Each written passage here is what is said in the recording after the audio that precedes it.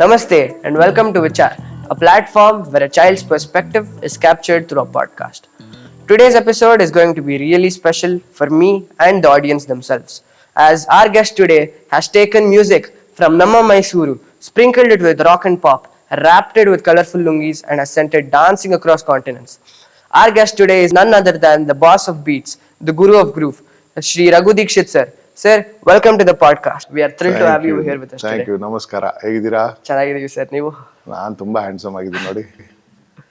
So sir, ನಾನು ನಿಮ್ಮ ದೊಡ್ಡ ಫ್ಯಾನು. ನಿಮ್ಮ ಮ್ಯೂಸಿಕ್ ಯಾರೇ ಕೇಳಿದ್ರು ದೊಡ್ಡ ಫ್ಯಾನೇ ಆಗ್ತಾರೆ. But all of us we know you as the Raghu Dixit. ಏನಂಗಂದ್ರೆ? The energetic charismatic performer with lungis. Super. But no one really knows that you've studied microbiology and that you have a... ನನಗೂ ಗೊತ್ತಿಲ್ಲ. Even I have forgotten that I had studied microbiology once upon a time.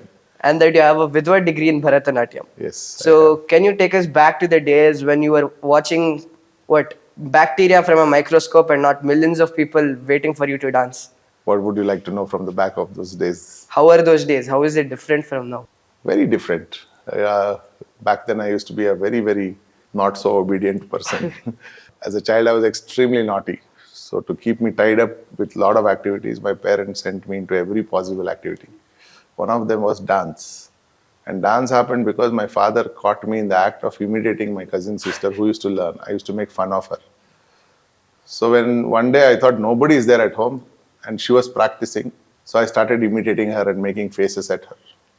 My father saw it from a distance from another room's window. And he misunderstood that my imitation as talent. And next day, to my horror, I was in the middle of 12 girls crying, saying, I don't want to learn dance, I can't do this.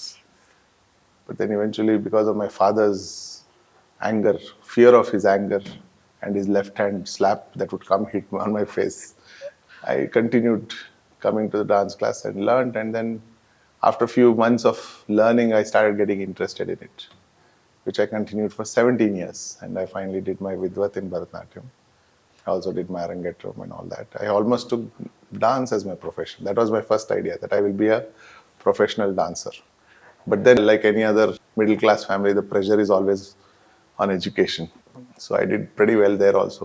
I stood first in my University of Mysore. I did my master's in microbiology. I was a first rank and gold medalist, whatever. Because of which my mother said, no, please pursue science, continue to do PhD. But after a few years, everything changed. Became a full-time musician. Yeah. So how did you go from, being a microbiologist to this rock star, Lungi Rockstar? Well, too many beautiful incidents have led to become who I am today. Beautiful incidents filled with beautiful people, walking absolute strangers and redirecting me to a new direction every time. For example, I was studying in BSc and I told you I was a serious student of dance. I really loved dancing. So in my BSc class, I had a classmate named Jeffrey. Jeffrey used to play the guitar and sing English songs. And there will always be few girls around him whenever he's singing.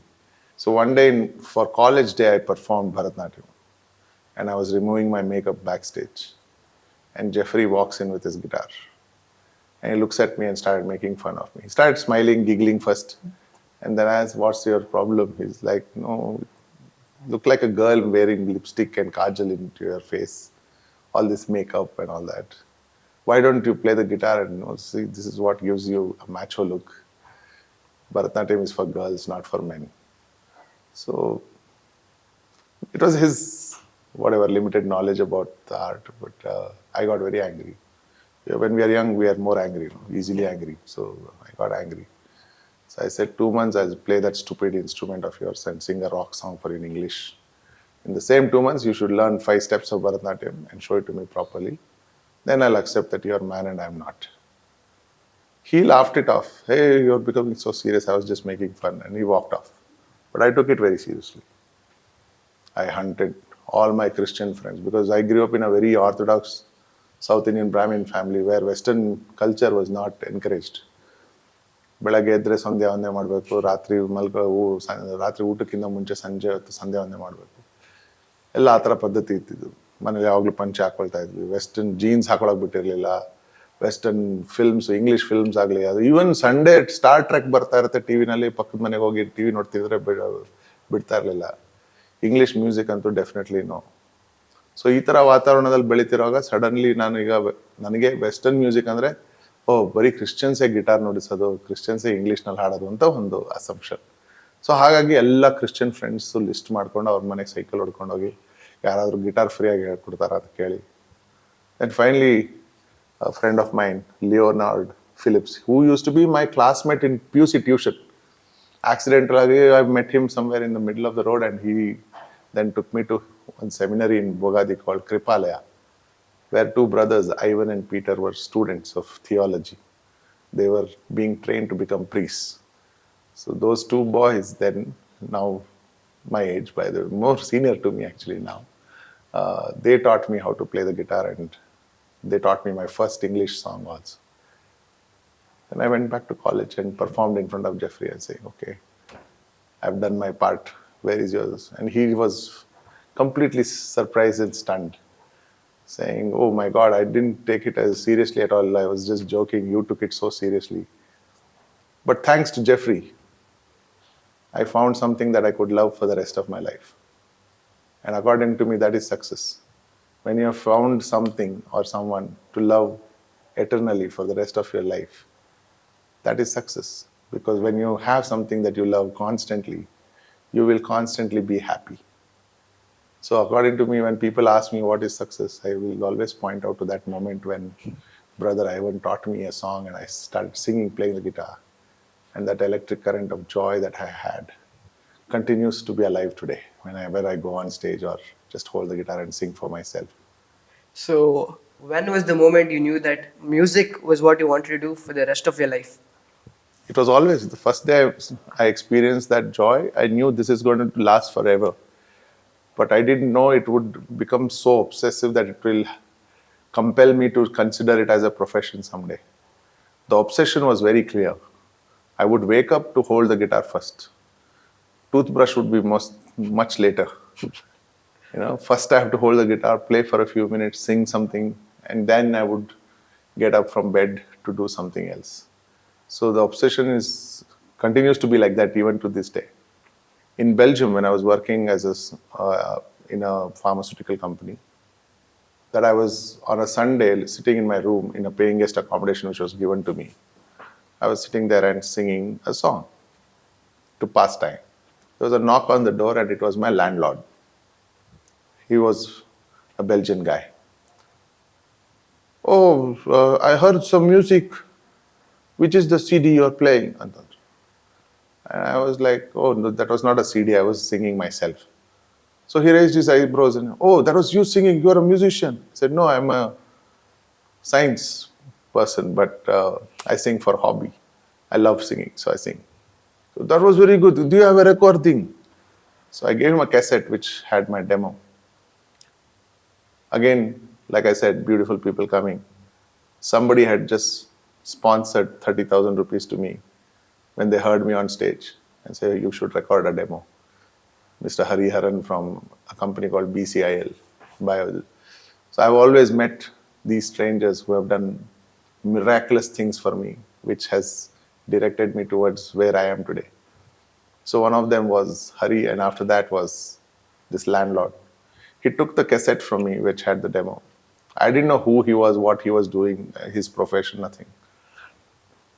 2 days later, his wife tells me, oh, my husband had called. He says, you have to be ready on Saturday. He's going to drive you to Brussels city. I was like, for what? He's like, I don't know. You have to also carry your guitar. I said, okay.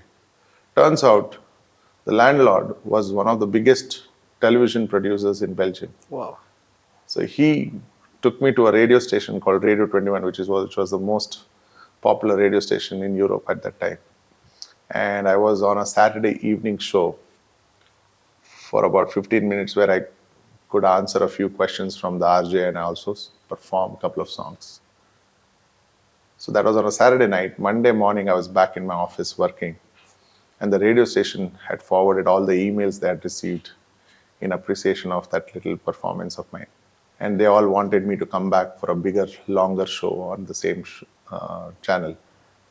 That got me thinking that if a foreign audience, which does not understand my language at all, could vibe with it so much, maybe there is something serious going on in my music, and that I should give it a full shot. Sitting in an office, I will probably never be able to understand what I would have otherwise missed.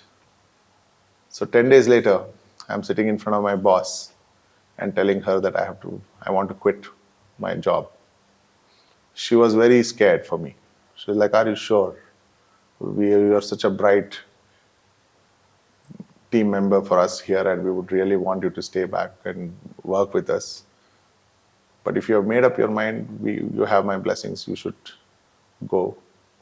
And I hope you achieve what you are dreaming of." So I quit in 10 days and I'm back in India. For 2 months, I roamed with that demo to every record label in India. Everybody rejected me. Suddenly I realized, oh my God, I don't have any savings also. Ammangu helila. I have not told my mother I've quit my job. I thought I will get a record deal, everything will settle out, and then I'll tell my mother, hey, I've become a rock star or whatever. I thought it was going to happen very quickly. But I was in for a rude shock. So in 2 months, when my savings got over, I realized that I have to find a job. Again, one more person, Susan. I meet her in a concert of L. Subramaniam performing in Chaudhaya Memorial Hall. I'm sitting in the chair and I'm like moving so wildly that she's getting disturbed. So during the break, she asked me, what do you do, young man? You seem to be in love with music. I told her, yes, I am so much in love that I've quit music and come back, but now I'm worried I don't have a job. And she said, what have you studied? And I gave her a little brief about whatever I've done so far. Then at the end of the concert, she held a card saying, why don't you come and see me in my office? So I go to her office next day. Turns out it's a software company. And she gives me an English test, which I passed with very good marks. And she said, would you like to work as a tech writer? I didn't have a clue about what computers are. I didn't know what technology was. But I was offered the job because I had good English. So I took that job and I was trained in the job for about 2 months. And I became a tech writer in a software company, which gave me good salary and also gave me Saturday and Sundays off. That means I have money in my hand. I don't have to worry about food and about rent. And at the same time, I also have enough time on Saturday, Sundays, and also in the evenings to meet other musicians and start jamming. And I formed a band called Antaragni then, which we used to seriously practice. And we won Radio City Live concert. We became the best band in Bangalore award we got. On the basis of that, DNA Networks invited us to open for Bryan Adams when he performed in Palace Grounds in 2000, October 4th. And we got to perform, our first concert was in front of 50,000 people, 40,000 people. And that gave me a confidence that now I know there is something really serious going on. So people love it. The business people don't love it in the record labels. But if people are there with me, I should be able to make something happen soon if I stick to it. So very soon I approached my boss in the software company and told them, even the CEO, I told that it's time for me to quit. And they all said the same thing. We were all wondering when you will quit for music. Because I used to sing in canteen all the time, all that. And everybody was very encouraging. And I quit my job and I became a full-time musician since then. I started doing radio advertisements, jingles, and background scores for corporate films, etc. But every few months I would go to Mumbai, only to face rejection and come back. So I sustained myself as a jingle composer for 7 years before my first album could come out. It was a long wait, but it was worth it. So, sir, how long did it take for you to make that decision to quit music? I mean, to quit your job? Like that. Decision was quick, but actual results happened 7, 8 years later. So from the time I quit my first job to the point when I said, okay, I'm going to take full-time music was 3 years. And then from then to actual album release was another 7 years. So that means I've probably grinded myself for about a decade in wait of a moment when my album will be released. Releasing was easy. Making it reach people was very difficult. So it took 5, 7 more years before the first album started becoming popular. People got to know that there is a song called Gudu Gudiya Sedi Nodu 5, 6 years after the album was released.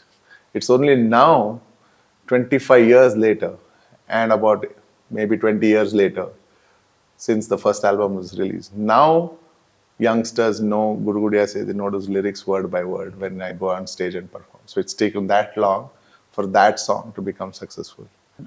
Your colleagues' reactions were beautiful, but how did your family and friends react when you switched careers from what mitochondria to microphones? क्या बात है? All this is scripted, huh? Your questions. Hey, hello. Very nice question. That is very well placed. See, the best thing about my parents is that they didn't stop me from doing anything. I knew that my parents will never be able to afford the kind of money that is needed to fund music as a career. My parents were just about okay, lower middle class people who could probably help me with my education. In fact, during MSc, during BSc, my mother told me, MSc ಓದ್ಬೇಕಂದ್ರೆ ನೀನು ಹೆಂಗಾರು ಬೇರೆ ಕಡೆಯಿಂದ ನೀನು ಸ್ವಲ್ಪ ದುಡ್ಡು ಸೇರಿಸ್ಬೇಕಾಗತ್ತೆ ನಿನ್ನ education ನೀನೇನೆ ಅಂತ. One good thing about Mysore University back then, I don't know if it is still now, is that if you stand first, your fees are waived and you would get access to library as much as you want. So with that goal in mind, I would manage to be that. And therefore, my fees were waived for my MSc. And that's how I could afford to study MSc. And I would save a lot of little bit of money that I would earn as a dance performer. Any concert, my Guruji would give me some money or whatever. Some people would give me some money, and I would save it all to buy textbooks which are not available in the library. I would get books from Bangalore. I would travel to Bangalore to Sapna Book House here or any other book house. Higginbotham's was there. So they used to bring some of the science books which are not normally available. Expensive books, but I was a very keen student. I always was nerd. I would study ahead of a class, go prepared for the class. Sometimes I would get scolded by teachers that I am over prepared and ask and disturb the class by asking very complicated questions even for the teachers. But I was also extremely naughty, extremely a nuisance to the teachers. I would be very rebellious. I would bunk a lot of classes because I would find them very uninteresting. But somehow I managed to keep my attendance just about 70% so that I can get my hall ticket. But otherwise, most of my time would be outside in the park playing the guitar and singing songs or sitting in the library and studying. There were no other interests for me. So this was about your college days. Yeah. But in your school days, were you the yes ma'am student or the carefree backbencher? No, I would get slapped left, right, and center. I was the naughtiest kid in the school. I would get called out in the assembly and I would be shamed in front of all the students for creating nonsense and nuisance in the school. But at the same time, I was also a very good student. Like marks was never a problem for me. It's the behavior, the discipline that every school brings in. I found it extremely stifling as an environment for the free spirit that I was. And luckily, the free spirit now gloriously lives, not caring about everybody or anybody. I'm a very straightforward guy. I tell it on the face, whatever I feel. I don't have any, what do you say? I'm not careful, I would say, you know. Like you said, you didn't want to offend somebody who was talking to you in another podcast by asking a difficult question. I was not like that.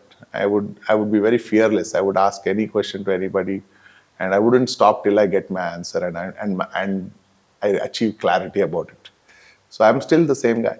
So were you still connected to music during your childhood days? Yes, because of dance. Bharatanatyam. Whoever I am today as a musician is all because of my days as dancing. Because the kind of, even if I didn't learn Carnatic music formally, there was a very strong module in the dance curriculum itself that everyone should learn whatever the pieces we dance to or the ragas a little bit. Of course, rhythm section is something that is ingrained in us as a dancer. If you don't have rhythm, you can't dance. Yeah. So rhythm was a strong element for me to learn from dance. So yeah, music was always there. And at home, Amma was a very ardent Carnatic classical listener. So as soon as she wakes up, her transistor would get switched on, and Carnatic classical music was always on at home. I would also be dragged to all the Carnatic classical concerts that would happen during Ram Navami or Dasara. I used to attend a lot of concerts inside the palace, where some of the biggest musicians like Balmurali Krishna, Bhimsen Joshi, Gangubai Hanagal, Hari Prasad Chaurasia, so many beautiful, amazing artists. I've been very fortunate to watch up them close. Yeah. And that somehow in the subconscious mind, you are inspired. And all that has come into play of who I am as a musician. So, sir, can you share some memories from your school days and childhood? I actually used to bunk a lot of classes to play cricket. Cricket used to be on mad obsession at that time. I mean, like any other kid, actually, he just wants to play. But my parents wanted me to always do some activity to keep me away from getting into wrong company, etc., etc. So every alternative evening, dance class would be there. Every alternative evening, there would be Mridangam class, and then I would go to Gubachi school in Jayanagar, Krishnamurtipuram, to attend Dakshin Bharat Hindi Prachar Sabha exams, classes. But I'm glad my parents pushed me into Hindi classes because I could fluently speak Hindi and understand Hindi. Today, when I sing in Hindi, people are surprised that being a South Indian, I don't have the accent. Yeah. So somewhere when people ಏನಕ್ಕೆ ಓದಿಸ್ತೀರಾಮ waste ಸುಮ್ಮನೆ ಅದನ್ನ ಇಟ್ಕೊಂಡು ಈ ಪ್ರವೇಶಿಕ ಮಾಧ್ಯಮ ರಾಷ್ಟ್ರ ಭಾಷಾ ಅನ್ಕೊಂಡು ಏನು ಓದಿ ಏನು ಸಿಗುತ್ತೆ ಅವನಿಗೆ ಅಂತ ಕ್ವಶನ್ ಕೇಳಿದಾಗ I always now understand that no matter what you learn, it is at the end of the day, it's education. And no matter what you learn, at some point of time in your life, that education comes handy. And it could actually become your profession someday or a requirement for your profession. So today when I go and perform in North, I'm able to speak fluent Hindi to the audience and communicate with audiences. Even if it's broken Hindi, I can manage to hold an audience's attention with my Hindi. So for me, I'm always grateful that probably as a boy, maybe I was naughty, maybe I was rebellious, but my parents were prudent enough to let me forcibly attend these classes because I couldn't foresee what my future is going to be, but somewhere they prepared me for that future. Even if they also didn't know where I'm going to land up as. But it's amazing. I'm always grateful to my parents for that. You probably didn't know that you were going to end up being a rock star. So what were your ambitions back then? I actually didn't have any ambitions. I didn't preconceive that this is what I'm going to be. I always kept hearing my dad wanting me to be an engineer, but I would always dismiss that idea in my head. But somewhere during my late teens, I thought I should pursue dance seriously and become a professional dancer. But like I said earlier, because I did well as a student, it was a natural progression for me to get into research, which didn't last too long.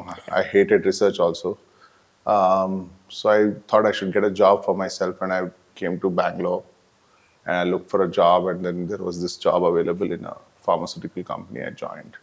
I was just happy. I never really thought I have to become rich or I have to build this or become that or this or anything like that. I was just a happy-go-lucky guy, and I'm still like that only. I'm completely okay with riding a Honda Activa. When people ask me what car do you have, I laugh at them saying I don't have a car. I don't even know how to drive a car. And people are very surprised when they say that. But I'm very happy with my Honda Activa because I can really get across the traffic very easily with a Honda Activa. It doesn't have a glare. There is nothing to think about, worry about. You just have to handle its accelerator. Life has to be simple like that. It shouldn't be complicated with too many ambitions also, I feel. As long as you get across the road, your life will be happy only. So be a Honda Activa, not an ambassador. So, sir, you originally started writing in English, correct? Yes. Songs. I still do. You still do? Yeah. So, which language is the closest to your heart? This is a very good question because there is a deeper answer than a simple language choice. Uh, as a middle class family, like even to this day for that matter, all middle class parents want their children to study in English medium because they think it's a gateway to some la la land somewhere someday, you know. So the emphasis is never on your mother tongue. And Kannada was my language, living in Mysore all my childhood and adulthood. Uh, the natural choice should have been Kannada ಕಲ್ತ್ಕೋ, Yeah. ಕನ್ನಡದಲ್ಲಿ ಓದು, ಕನ್ನಡ ಮೀಡಿಯಂಗೆ ಹೋಗು, ಕನ್ನಡ ಪುಸ್ತಕ ತಗೊಂಡು ಓದು, ಅಥವಾ ಈ ಕವಿ ಆ ಕವಿ ಅಂತ ಪರಿಚಯ ಮಾಡಿಸ್ಕೋ. Was never a force like that. There was never even an idea. In fact, the idea was to make you speak in chaste English. ಯಾರಾದ್ರೂ ರಿಲೇಟಿವ್ ಬಂದ್ರೆ ಬೇಕು ಅಂತ ನಮ್ಮಪ್ಪ ಇಂಗ್ಲಿಷ್ನಲ್ಲಿ, ಅವ್ರಿಗೆ ಇಂಗ್ಲಿಷ್ ಸರಿಗೆ ಬರ್ದೇ ಇದ್ರು ನನ್ನ ಹತ್ರ ಇಂಗ್ಲಿಷ್ ಮಾತಾಡ್ಸ್ಬೇಕು ಅಂತ ಕೆಟ್ಟ ಕೆಟ್ಟ ಕ್ವಶನ್ಗಳು ಕೇಳೋರು ಬ್ರೋಕನ್ ಇಂಗ್ಲಿಷ್ನಲ್ಲಿ. ನಾನು ಅದನ್ನ ಕರೆಕ್ಟ್ ಇಂಗ್ಲಿಷ್ನಲ್ಲಿ ಆನ್ಸರ್ ಮಾಡ್ತಾ ಇದ್ದೆ. ಆವಾಗ ನಮ್ಮಪ್ಪಂಗೆ ಫುಲ್ ಗರಿಮೆ, ನೋಡ ನನ್ನ ಮಗ ಇಂಗ್ಲಿಷ್ನಲ್ಲಿ ಮಾತಾಡ್ತಾನೆ ಅಂತ. So that false prestige about a language which is not ours originally, unfortunately, is ingrained by the Britishers when they left. We feel somehow English is superior to our language, and therefore we have followed English as the language of communication, to the point where even government agrees and all communication happens in English. Yeah. But when it came to music, much later, I suffer from the problem that I can still only think in English. My instinct is to think in English and then translate it into my mother tongue. Yeah. And now, since I have not studied my mother tongue in the depth that I should have studied, my fluency in Kannada as a poetic language is very minimal. So I cannot write Kannada in lyrics format, like poetically. I can write Kannada, I can read Kannada very fluently, I can speak Kannada, ಮಾತಾಡುವಾಗ fluent ಆಗಿ ಕನ್ನಡದಲ್ಲಿ ಮಾತಾಡ್ತೀನಿ. ಆದರೆ ಕಾವ್ಯಾತ್ಮಕವಾಗಿ ಯೋಚನೆ ಮಾಡಬೇಕು ಅಂದರೆ ನನಗೆ ಕವಿತೆ ಬರೆಯೋದಕ್ಕೆ ಬರೋದಿಲ್ಲ. ಸೊ ಬೇರೆ ಲಿರಿಸಿಸ್ಟ್ಗಳು ಯಾರು ಪರಿಣಿತರಿದ್ದಾರೆ ಕನ್ನಡದಲ್ಲಿ, ಅವ್ರನ್ನ ಕರೆಸಿ ಅವ್ರ ಕೈಲಿ ಬರ್ಸ್ಕೊತೀನಿ. ಅವ್ರು ಬರ್ಸೋವಾಗ ನಾನು ಜಗಳ ಅಷ್ಟು ಕ್ಷಮತೆ ಇದೆ. But the problem that we all go through as children in India is that we always are trained to think in English. So even to this day, I am unable to write any poetry in Kannada or Hindi all by myself. I have to take a lyricist's help. But what happened was beautiful. The first time I went to somebody's house for Ugadi lunch. Batting alli now. Century ಹೊಡಿತೀವಿ. So full batting happened. Tummy was full. Tight, I would say. Unable to get up also. So sheepishly I asked the host, ಒಂದು 2 ಗಂಟೆ ಕಾಲ ಮಲ್ಕೊಂಡು ಆಮೇಲೆ ಹೋಗ್ತೀನಿ ಅಂತ. ಬನ್ನಿ ಅಂತಂದ್ಬಿಟ್ಟು ಅವ್ರ ಪಾಪ ರೂಮ್ ಎಲ್ಲ ಬಿಟ್ಕೊಟ್ರು. ಮಲ್ಕೊಳ್ಳೋಕ್ಕೆ ಅಂತ ಹೋಗ್ತಾ ಇದ್ದೀನಿ. ಅವ್ರ ಹಾಸಿಗೆ ಪಕ್ಕದಲ್ಲಿ ಒಂದು ಬುಕ್ ರ್ಯಾಕ್ ಇತ್ತು. ಆ ಬುಕ್ ರ್ಯಾಕಲ್ಲಿ ಬರೀ ಕನ್ನಡ ಪುಸ್ತಕಗಳು ಒಂದು ರೋ ಇತ್ತು. ಸುಮ್ಮನೆ ಕೈ ಆಗದೆ ಪುಸ್ತಕ ಹೇಳಿದೆ. ಅದು ನೋಡಿದ್ರೆ ಸಂತ ಶಿಶುನಾಳ್ ಶರೀಫ್ ಅವ್ರ ಪುಸ್ತಕ ಆಯಿತು, ಕವಿತೆಗಳ ಪುಸ್ತಕ. ಅದು ಪುಸ್ತಕ ಹಿಂಗೆ ತೆಗೆದಾಗ ಗುಡುಗುಡಿಯ ಸೇದಿ ನೋಡು ಅಂತ ಒಂದು ಪೇಜ್ ಕರೆಕ್ಟಾಗಿ ಹೋಯ್ತು. ಏನು ಈ ಥರ ವಿಚಿತ್ರವಾಗಿ ಬರ್ದಿದ್ದಾರೆ ಶಿಶುನಾಳ್ ಶರೀಫ್. ಶಿಶುನಾಳ್ ಶರೀಫ್ರು ಯಾರು ಅಂತ ಗೊತ್ತಿತ್ತು, ಯಾಕಂದರೆ ಸಿ ಅಶ್ವಥ್ ಅವರು ದೊಡ್ಡ ಫ್ಯಾನ್, ಕೇಳಿದ್ದೀನಿ ಸಂಗೀತನ. ಬಟ್ ಈ ಥರನೂ ಬರ್ದಿದ್ದಾರೆ ಅಂತ ಗೊತ್ತಿರಲಿಲ್ಲ. ಅದನ್ನು ಒಳ ಅರ್ಥ ಏನು ಅಂತ ಅರ್ಥ ಮಾಡ್ಕೊಳ್ಳೋದಕ್ಕೆ ಅದೊಂದು ಸುಮಾರು ಹೊತ್ತು ತಗೊಂಡೆ. ಅದನ್ನು ಏನು ಅಂತಲೇ ಗೊತ್ತಿಲ್ಲ ಪದಗಳು. ಸೊ ಅದನ್ನ ನಿದ್ದೆ ಹೋಯ್ತಲ್ಲ ಪುಸ್ತಕ ಹಿಡ್ಕೊಂಡು ಆ ಕವಿತೆ ಓದಿದಾಗ. ಸೊ ಅವ್ರಿಗೆ ಹೋಸ್ಟ್ನ ಕೇಳಿದೆ, ಈ ಪುಸ್ತಕ ಒಂದು 2 ದಿವಸ ಇಟ್ಕೊಂಡು ವಾಪಸ್ ಕೊಡ್ತೀನಿ ಅಂತ. ಹಾಂ, ತೊಗೊಂಡೋಗಿ. ಆಮೇಲೆ ಒಬ್ರು ಕನ್ನಡ ಪ್ರೊಫೆಸರ್ಗೆ ಪರಿಚಯ ಮಾಡ್ಕೊಂಡು ಅವ್ರಿಗೆ ಫೋನ್ ಮಾಡಿ, ಈ ಥರ ಒಂದು ಕವಿತೆ ಇದೆ, ಏನಿದ್ರು ಮೀನಿಂಗ್ ಇರ್ಬೋದು ಅಂತ. ಸೊ ಅವ್ರು ಎಕ್ಸ್ಪ್ಲೈನ್ ಮಾಡಿದ್ರು. ಅವಾಗ ವಾ, ಸೋ ಬ್ಯೂಟಿಫುಲ್, ಇದನ್ನ ಒಂದು ಸಾಂಗ್ ಮಾಡಬೇಕು ಮೆಲಡಿ ಅಂತ. ಫಸ್ಟ್ ಟೈಮ್ ನಾನು ಆವಾಗ ಕನ್ನಡದಲ್ಲಿ ಹಾಡಿದ್ದು, ನಂದೇ ಟ್ಯೂನ್ ಮಾಡಿಕೊಂಡು. ನನ್ನ ಮಾತೃಭಾಷೆಯಲ್ಲಿ ಹಾಡಿದಾಗ ಸಿಕ್ಕಂಥ ಸ್ವಾತಂತ್ರ್ಯ ನಂಗೆ ಅದುವರೆಗೆ ಇಂಗ್ಲೀಷ್ನಲ್ಲಿ ಹಾಡಿದ್ದು ಸಿಕ್ಕಿರಲಿಲ್ಲ. After that there was no stopping. ಆವಾಗಿಂದ ಹಿಂದಿ ಕನ್ನಡದಲ್ಲಿ ಹಾಡಕ್ಕೆ ಶುರು ಮಾಡಿದೆ. ಯಾಕಂದರೆ ಅದು ನನ್ನ ದೇಶದ, ನನ್ನ ರಾಜ್ಯದ, ನನ್ನ ಮಣ್ಣಿನ ಹಾಡುಗಳು, ಮಣ್ಣಿನ ಭಾಷೆಗಳು. ಸೊ ಅದು ಎಲ್ಲೋ ಒಂದು ಕಡೆ ನಮ್ಮೊಳಗಡೆ ಇರೋ ಕನೆಕ್ಷನ್ ರಿಮೈಂಡ್ ಮಾಡ್ತು ನನಗೆ. ನೀನು ಇಲ್ಲಿ ಹುಟ್ಟಿರೋದು ಕಣೋ, ಇಂಗ್ಲೀಷ್ನಲ್ಲಿ ಟಸ ಪುಸ ಅಂತ ಏನು ಹಾಡೋದು ಅಂತ. I think because of that one song, I completely stopped singing in English. But ಯಾವಾಗಲೂ ಬರ್ದಿರೋ ಹಾಡುಗಳು ಕೆಲವು ಸತಿ ಜ್ಞಾಪಕಕ್ಕೆ ಬಂದಾಗ ಕೆಲವರು ಕೇಳ್ತಾರೆ, ಅದು ಹಾಡ್ತಿದ್ಯಲ್ಲ ಅದನ್ನ ಹಾಡು, Singh that song for me ಅಂತ. ಕೆಲವು ಸತಿ ಯಾವಾಗಲೂ ಒಂದು ರೇರ್ ಅಕೇಶನ್, ಒಂದು 100 ಕಾನ್ಸರ್ಟಲ್ಲಿ 2 ಕಾನ್ಸರ್ಟಲ್ಲಿ ಯಾವಾಗ ಪ್ರಾಬಬ್ಲಿ ಒಂದು ಇಂಗ್ಲೀಷ್ ಹಾಡಿರ್ತೀನಿ. So but writing till today, ಒಂದು ಹಾಡಿನ ಐಡಿಯಾ ಬರೀಬೇಕು ಅಂದರೆ ನಾನು ಇಂಗ್ಲೀಷ್ನಲ್ಲಿ ಬರೆದಿರ್ತೀನಿ, ಫುಲ್ ಐಡಿಯಾ ಬರೆದ್ಬಿಡ್ತೀನಿ, ಪೇಜ್ ಗಟ್ಟಲೆ ಐಡಿಯಾಗಳು ಬರೀತೀನಿ. ಆಮೇಲೆ ಅದನ್ನು ಲಿರಿಸಿಸ್ ಕೊಟ್ಬಿಟ್ಟು ಸಾಂಗಲ್ಲಿ ನನಗೆ ಈ ಎಲಿಮೆಂಟ್ಸ್ ಬರಬೇಕು, ಆ ಥರ ಬರೀರಿ ಅಂತ ಹೇಳ್ತೀನಿ. ಅವ್ರು ಬರೆಯುವಾಗ ಅವ್ರ ಜೊತೆ ಕೂತ್ಕೊಂಡು ಅದು ಟ್ಯೂನಿಗೆ ಫಿಟ್ ಆಗ್ತಾ ಇದೆಯೋ ಇಲ್ವೋ, ಹಾಡಕ್ಕೆ ಈಸಿ ಆಗ್ತಾ ಇದೆಯೋ ಇಲ್ವೋ ಅನ್ನೋ ಆ ರೀತಿಯಲ್ಲಿ ತುಂಬ ಜಗಳ ಆಡ್ತೀನಿ, ತುಂಬ ಎಣ್ಣೆ ತೆಗ್ಸೋ ಥರ ಕೆಲಸ ಮಾಡಿಸ್ತೀನಿ. ಅವರು ಪಾಪ ಬೇಜಾರು ಮಾಡ್ಕೊಂಡೆ ಕೆಲಸ ಮಾಡಿ ಕೊನೆಗೆ ರಿಸಲ್ಟ್ ಬಂದಾಗ ಖುಷಿ ಪಡ್ತಾರೆ ಅವ್ರಿಗೆ. ಸೊ ಈ ಥರ this is the process of my writing, and that's why now singing in Kannada and Hindi is more liberating for me than singing in English. Sorry, small question but long answer. ಆಮೇಲೆ ನಾಳೆ ಹೇಳ್ಬೋದು ಅವ್ರು ತುಂಬ ಮಾತಾಡ್ತಾರೆ, ನಂಗೆ ಮಾತಾಡೋ question ಕೇಳಕ್ಕೆ ಬಿಡಲಿಲ್ಲ ಅಂತ.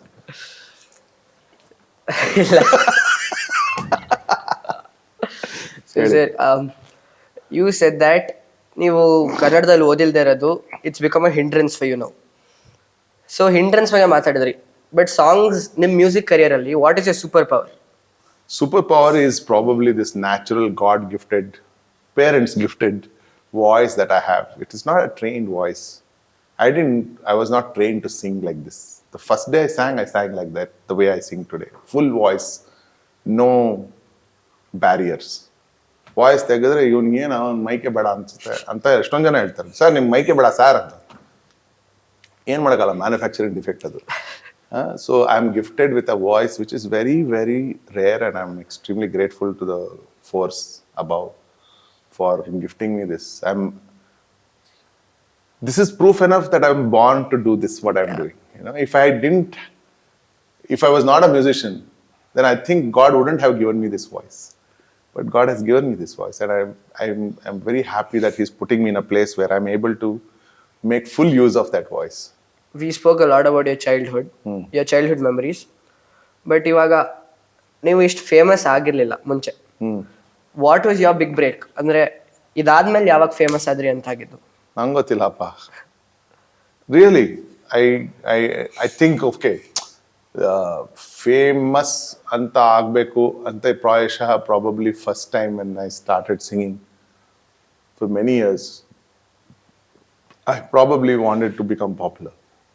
ಬಾಂಬೆನಲ್ಲಿ ನನ್ನ ಫಸ್ಟ್ ಆಲ್ಬಮ್ ರಿಲೀಸ್ ಆಗಿತ್ತು, ಬಟ್ ಯಾರಿಗೂ ಗೊತ್ತಿರಲಿಲ್ಲ ನನ್ನ ಬಗ್ಗೆ. ಯಾಕೆಂದರೆ ಇಂಡಿಯಾನಲ್ಲಿ ಇನ್ನೊಂದು ದೊಡ್ಡ ಪ್ರಾಬ್ಲಮ್ ಏನಂತಂದರೆ ಸಿನಿಮೇತರ ಸಂಗೀತ, ಅಂದರೆ ಸಿನಿಮಾ ಸಂಗೀತ ಬಿಟ್ಟು ಬೇರೆ ಸಂಗೀತ ಜನರ ಕಿವಿಗೆ ರೀಚ್ ಆಗೋದಕ್ಕೆ ಯಾವ ಮಾಧ್ಯಮಗಳು ಇಲ್ಲ. ಮೊದಲು ಇದ್ವು, MTV ಇತ್ತು, ಚಾನಲ್ ವಿ ಇತ್ತು, ರೇಡಿಯೋನಲ್ಲಿ ಪ್ಲೇ ಮಾಡ್ತಾಯಿದ್ರು. ರೇಡಿಯೋ ಅಂದರೆ ಬರೀ ಆಲ್ ಇಂಡಿಯಾ ರೇಡಿಯೋ, ಆವಾಗ FM ಇರಲಿಲ್ಲ. ಇವಾಗ FM ಚಾನಲ್ಗಳಿದೆ, ಅದರಲ್ಲೂ ಸಿನಿಮಾ ಮ್ಯೂಸಿಕೇ ಬರುತ್ತೆ, ಟಿವಿನಲ್ಲೂ ಸಿನಿಮಾ ಮ್ಯೂಸಿಕೇ ಬರುತ್ತೆ. So primary source of music for 99% of India is through film music. ಒಬ್ಬ common man, only musicians who are pursuing classical music or people who have developed a taste towards classical music access, ಅಂದರೆ ಹೋಗಿ ಪ್ರಯತ್ನ ಪಟ್ಟು they get the access to classical music. ಈಗ ನೀವು ಆಟೋಲ್ಲಿ ಹೋಗ್ತಾ ಇದ್ರೆ ಆಟೋನ ಯಾವಾಗ್ಲಾರು classical music ಹಾಕಿರೋದು ಕೇಳಿದ್ದೀರಾ? ಇಲ್ಲ. ಒಬ್ಬ ಕ್ಲಾಸಿಕಲ್ ಮ್ಯೂಸಿಷಿಯನ್ಗೆ ಕ್ಲಾಸಿಕಲ್ ಮ್ಯೂಸಿಕ್ ಕೇಳಿಸ್ಕೋಬೇಕು ಅಂದರೆ ಅವನು ಅದು ಆ ಪರ್ಟಿಕ್ಯುಲರ್ ಮ್ಯೂಸಿಕ್ನ ಹುಡುಕಿ ಆ ಮ್ಯೂಸಿಕ್ ಕೇಳ್ಕೋಬೇಕು. ಅದಾಗದೆ ಎಲ್ಲೂ ಪ್ಲೇ ಆಗ್ತಿರಲ್ಲ, ರೇಡಿಯೋಲಿ ಪ್ಲೇ ಆಗಲ್ಲ, ಟಿವಿನಲ್ಲಿ ಯಾವಾಗಲೋ ಒಂದ್ಸತಿ ತುಂಬ ರೇರ್ ಆಗಿ ದೂರದರ್ಶನಲ್ಲಿ ಸಂಡೇ ಮಾರ್ನಿಂಗ್ಸು ಬರೋದು ಒಂದು ಪ್ರೋಗ್ರಾಮ್, ಅದರಲ್ಲಿ ಕ್ಲಾಸಿಕಲ್ ಮ್ಯೂಸಿಕ್ ಕಾನ್ಸರ್ಟ್ಸ್ ಯಾವುದೋ ಒಂದು ಪ್ಲೇ ಆಗ್ತಾ ಇತ್ತು, ನಾವು ಕೇಳ್ತಾ ಇದ್ವಿ. But again TV is not a forced medium. You have to sit in front of it, switch on the TV, power should be there, and that relay should be there at that time when you are sitting in front of the TV, and then you will watch. Unlike music that can be played on your phone today. Now you have access to it, but film music is available all the time. So 99% of people are trained to like only film music from their childhood. Hello? So to become popular, I also had to depend on film music to become popular. So in 2007, when the album of my first Kannada film for which I made music, Psycho, got released, there was a song called Mahadeshwara which got released. I didn't even expect that. In fact, the album launch happened and I had to go off to UK. And I came back after a month of its release. And as soon as I got down from the flight, I traveled, I remember taking a bus to Mysore. Because it was a month and I had not met my mother, so I thought I should first meet my mother. So Mysore nalli land agi ನಾನು ಕೆಳಗಡೆ ಇಳಿದೆ. ಅಷ್ಟೊತ್ತಿಗೆ song release ಆಗಿತ್ತು, video, ಅದರಲ್ಲಿ ನಾನೇ ಇದ್ದೆ ವಿಡಿಯೋಲಿ. ನಾನು Q ಅಲ್ಲಿ ನಿಂತಿದ್ದೆ, ಆಟೋಗೆ ಲೈನ್ ಮಾಡ್ತಾ ಇದ್ವಿ ಮೊದಲು. ಇವಾಗ ಮಾಡ್ತಾರೋ ಇಲ್ವೋ ಗೊತ್ತಿಲ್ಲ, ಬಟ್ ಅವಾಗ ತುಂಬಾ ಮೈಸೂರು ಜನ ತುಂಬಾ ಶಿಸ್ತಿಂದ ನಡ್ಕೊಳ್ತಾ ಇದ್ರು, ಇವತ್ತಿಲ್ಲ ಅದ್ಕೋತಿನದು.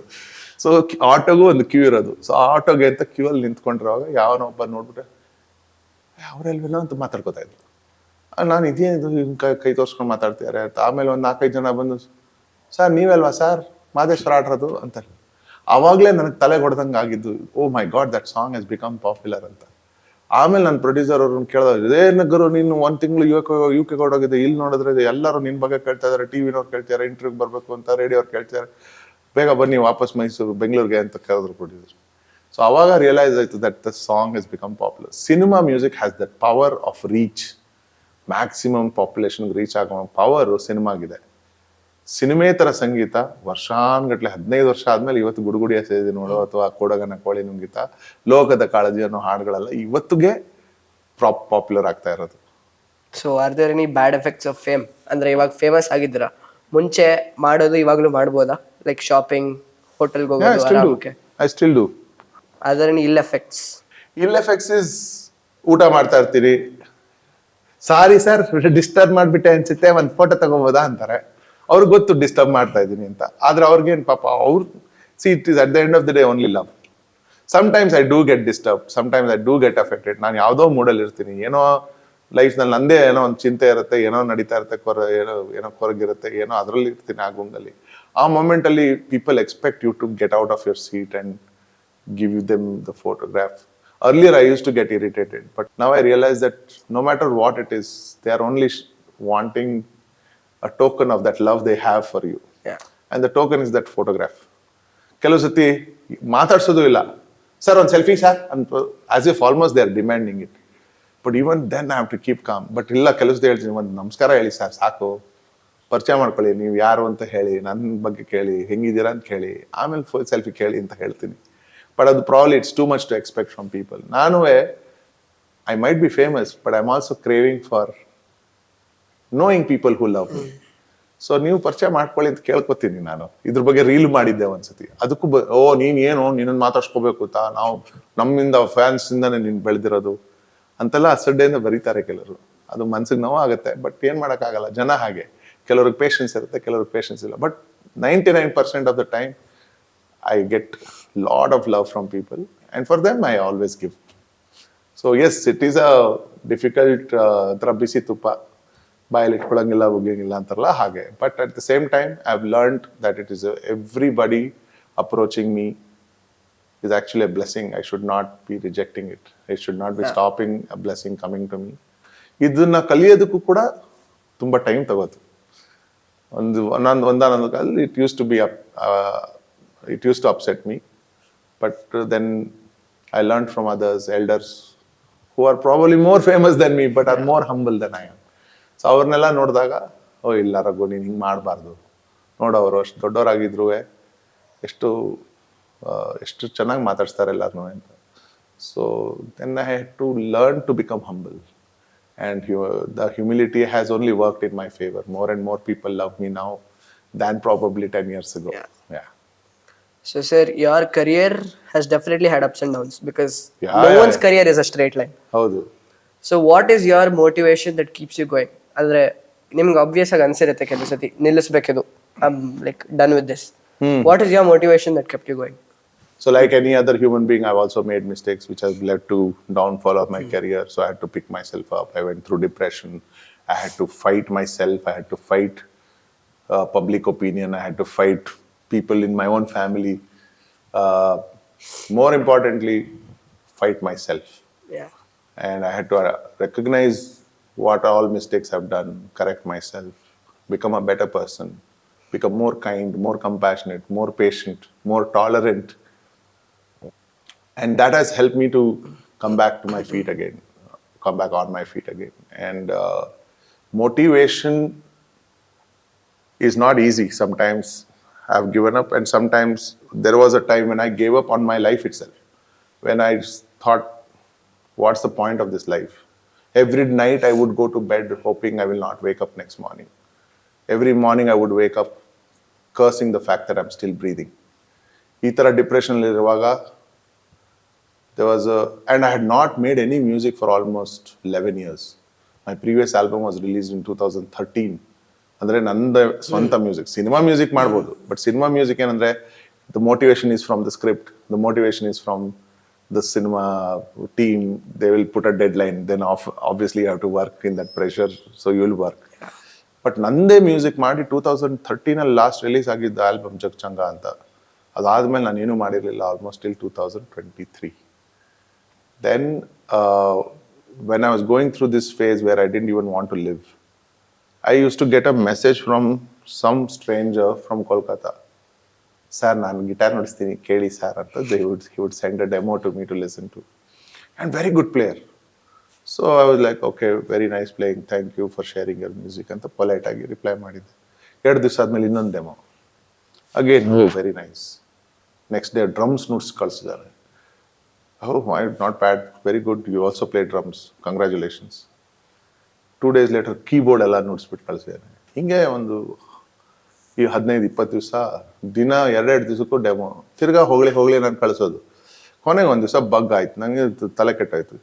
ಎಷ್ಟು ಸತಿ ಕಳಿಸ್ತೀಯ ಮಾರ demo, why are you going on sending me demos, already I have validated your playing. No sir, I was hoping you will call me to work with you. ನನಗೆ ಇಲ್ಲಿ ಒಂದು ಕಡೆ ಬದುಕಕ್ಕೆ ಇಷ್ಟ ಇಲ್ಲ, ಇವನು ವರ್ಕ್ ಮಾಡಬೇಕು ಅಂತ ಇದ್ದಾನೆ. ಆರ್ ಯು ಸೀರಿಯಸ್ ಅಂತ ಕೇಳಿದೆ. Yes sir, I am very serious, I am going to send your flight ticket right away ಅಂತಂದೆ. ಸುಮ್ ತಮಾಷೆಗೆ ಅವನು sure sir I am ready ಅಂತ. ನಾನು ಹುಚ್ಚ ನಂಗೆ ಅಲ್ಲೇ ಫ್ಲೈಟ್ ಟಿಕೆಟ್ ಬುಕ್ ಮಾಡಿಬಿಟ್ಟೆ, ಕಳಿಸ್ಬಿಟ್ಟೆ ಅವನಿಗೆ. ನೆಕ್ಸ್ಟ್ ಡೇ ಬೆಳಗ್ಗೆ ಅವನು ಬಂದೇ ಬಿಟ್ಟ ಮನೆಗೆ. ಜಾನ್ ಪಾಲ್ ಅಂತ ಅವ್ರ ಹೆಸರು. Is a young musician from Kolkata. So as soon as he came in, he asked me, where is the studio? So I took him to the studio. Before I could switch on, he's already ready with his instrument, plugged in, everything ready. And he started playing. And it was so beautiful. And soon enough, involuntarily, I picked up my guitar and we have started jamming. And suddenly I started singing for the first time in 11 years. Involuntarily, I'm singing. And in the first 10-15 minutes, we have composed a song. Immediately recorded it. And then for the next 13 days, 14 days, he stayed with me. We worked day and night. We composed more than 30-40 tunes. While John was working with me, he thought he's working with somebody whom he always wanted to work with. He didn't know he was actually saving me from dying. And without my own knowledge, I am suddenly happy. Suddenly realizing that, oh my God, why was I thinking of dying when I have so much music still left in me? I should survive, I should live and make more music. This was the point that changed everything for me, that I had to find a new purpose for doing what I'm doing today. Earlier, maybe like you asked me, when did you become famous, whatever. Maybe earlier the point of doing music was to become famous. But now it is to go on stage and sing songs which will probably give strength to people when they listen to these songs. It is to heal people who are probably fighting in life with themselves like I used to fight. So every song now I write is to not just entertain but also to give them hope. Maybe in some songs of mine they will find a thread saying, oh my God, Raghu is talking to me. Maybe I'm not talking to them, I'm talking to the whole audience, but somebody will say, okay, this song he's written it for me only. ಇದು ನನ್ನ ಲೈಫಿಗೆ ತುಂಬ ಅನ್ವಯಿಸುತ್ತೆ ಅಂತ. ಎಲ್ಲೋ ಒಂದು ಕಡೆ ಅವರು ಹತಾಶರಾಗಿರೋರು ಒಂದು ಹೊಸ ಹುರುಪನ್ನ ಕಂಡುಹಿಡಿಬೋದು ಅವರೊಳಗಡೆ ಅವರೇ. So my now motivation is to heal people, make them happy, make them believe that they're strong enough to deal with life, whatever it is. And that keeps me alive today. That's really beautiful. It is a beautiful purpose to be alive today. Wow. That explains why you say a lot of stories before. Exactly, because every story is probably somebody else's story too, and they might find common stories between my story and theirs. And they're like, oh my God, this guy is talking about me. And when that connection happens, they feel, okay, if this guy could survive, I can survive this too. That was it for the serious part.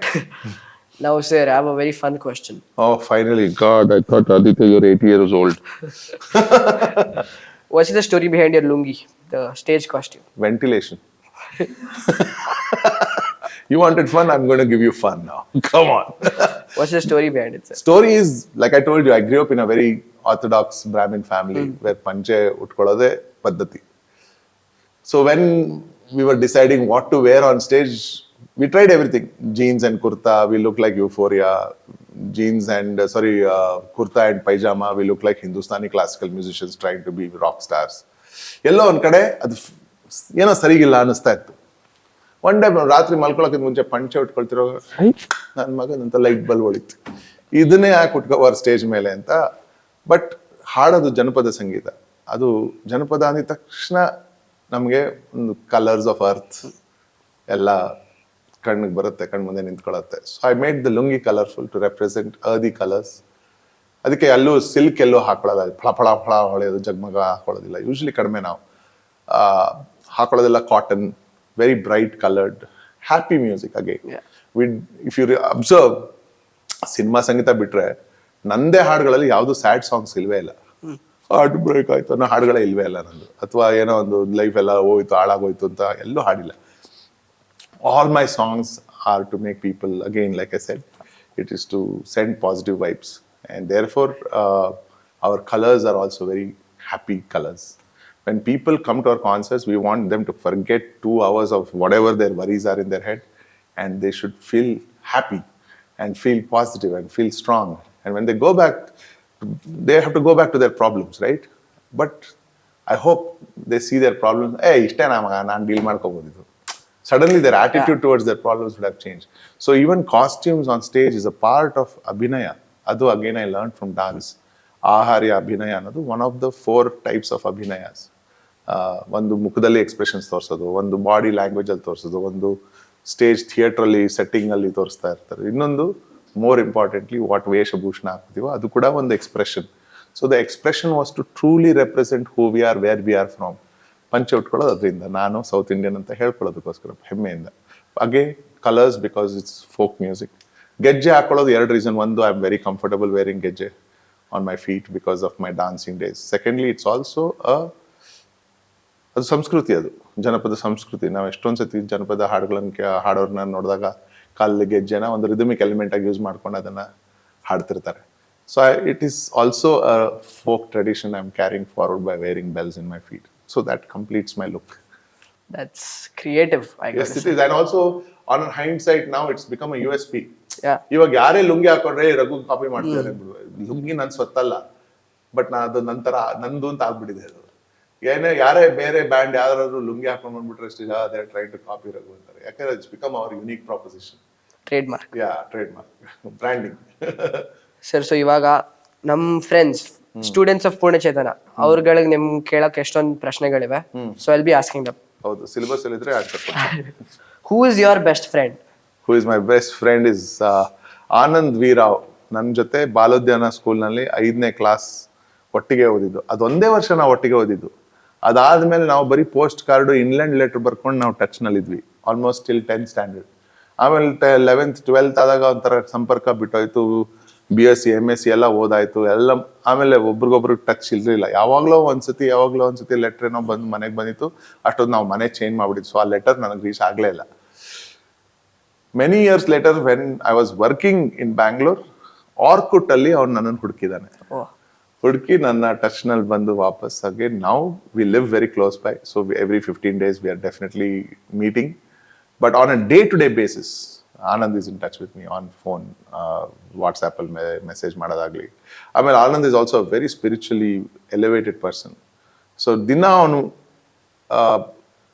ಪ್ರಾರ್ಥನೆ ಮಾಡ್ದಾಗ್ಲೋ ಅಥವಾ ಅವ್ನು reiki ಮಾಡ್ದಾಗ್ಲೋ ನನ್ನನ್ನು ನೆನೆಸ್ಕೊಂಡು ಅವತ್ತಿನ ದಿವಸದ ಏನ್ prayer ಇದೆಯೋ ಅದನ್ನ ನನಗೆ ಕಳಿಸ್ತಾನೆ. Jeffrey also. Jeffrey is now a spiritual healer in Washington DC.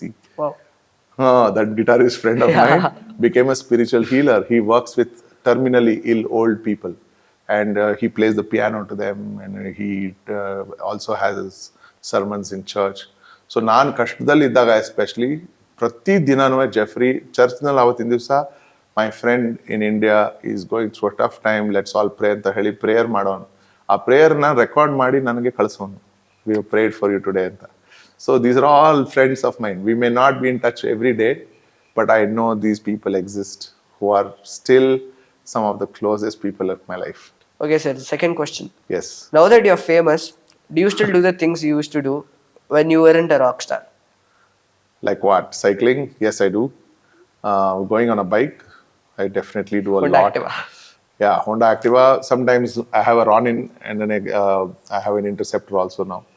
So long rides gadre interceptor use ಮಾಡ್ತೀನಿ. City rides gadre I go on my run-in. I love it. Yeah. Your favorite car, vehicle. I don't have any favorite car. Vehicle, your favorite. Vehicle is my scooter only. Honda Activa. Honda Activa. Any day. What's the weirdest fan request you've got? Weirdest fan request. Sir ನನ್ನ girl friend ಹುಟ್ಟಬ್ಬ ಇದೆ ಬಂದು ಹಾಡಕ್ಕಾಗತ್ತಾ sir ಅವ್ರಿಗೆ ಒಂದು surprise ಕೊಡೋಣ ಅಂತ ಇದ್ದೀನಿ ಮಗನೇ. So what is your favorite song? My favorite song, my God, just too many. It is very cruel to ask me, but definitely Ambar will rank as number one. It's a beautiful piece of poetry, which when I sing, I probably become one with myself completely. And it reflects in the way I sing it also. And people who have heard this song swear by it that it is one of my best compositions, and I can't not agree with it. The story behind Mysore Se Aayi. There is no story, Baba. I was, like I told you, I was singing only in English. Yeah. So I was recording my first ever demo and I caught hold of two musicians who are heavy metal musicians who said they will help me produce my demo. So we went to the studio.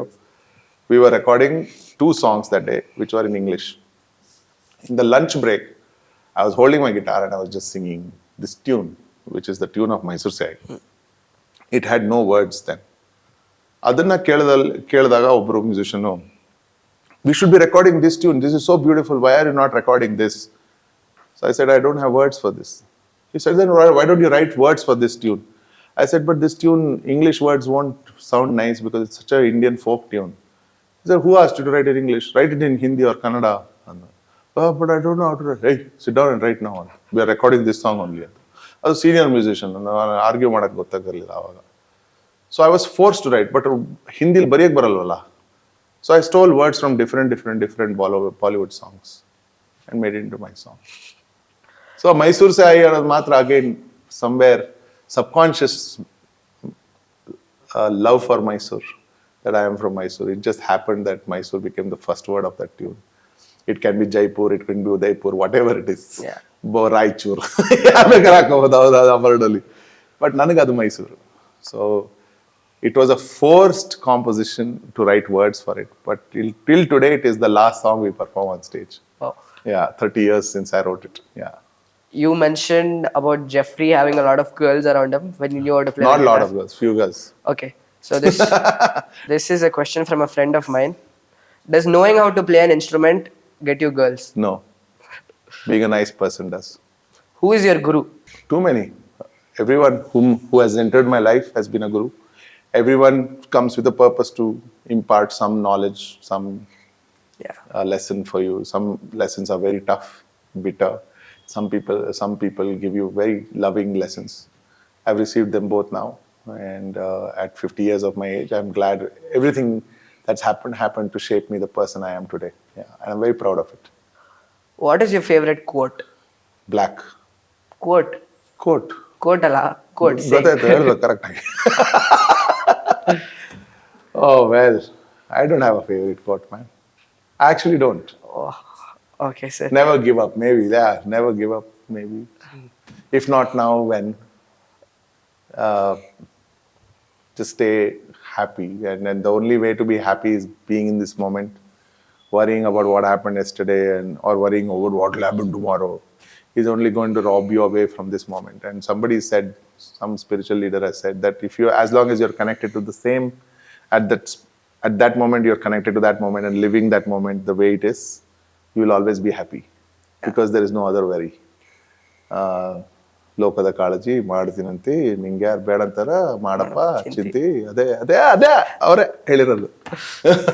Okay, sir. Thanks a lot for answering these questions. That's all. No, I'm sure it went. I was hoping some flyers will come like aeroplanes in front of me. Now we are up for the interesting Oh part. my God, come on, bring it on. We have the I'm rapid ready. fire round, sir. Yes, ready. Come on. So first, this or Let's that? do this.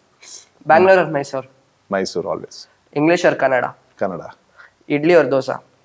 Dosa. Tea or coffee? Coffee. RCB or CSK? RCB. Lokada Kalaji or Mysore Se Aayi? Wow. ये मच्छी. Mysore Se Aayi.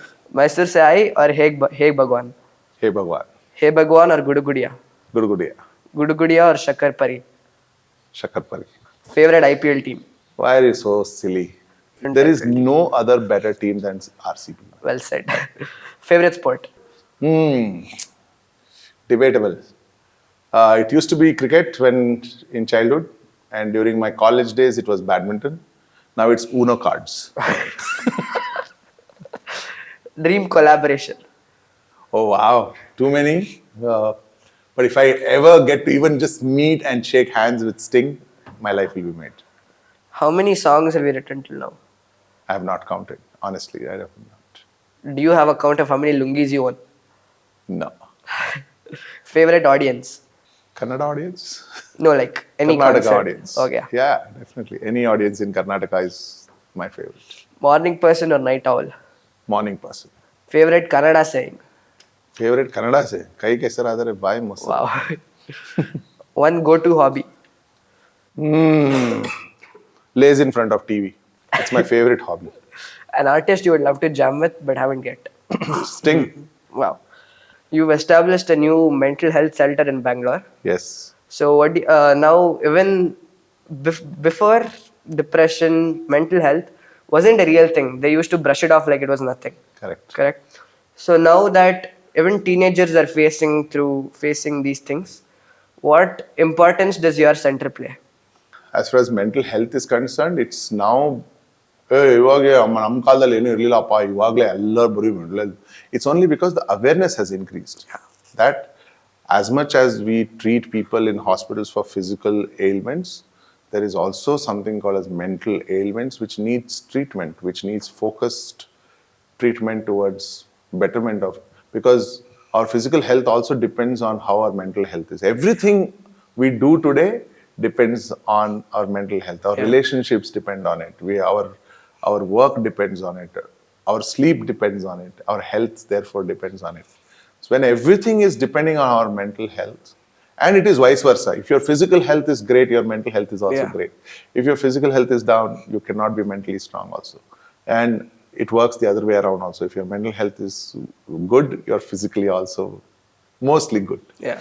The idea of being positive, the idea of being strong enough, and the idea of being aware, everything is related to mental health. Sometimes we end up saying things that we regret later. It is because we are not aware of our mental state. Yeah. If we are in control of what our mind is thinking, is when we can behave in a certain way which is pleasant for others to receive it, right? Inadvertently, we end up probably saying something which is very offending to the other person.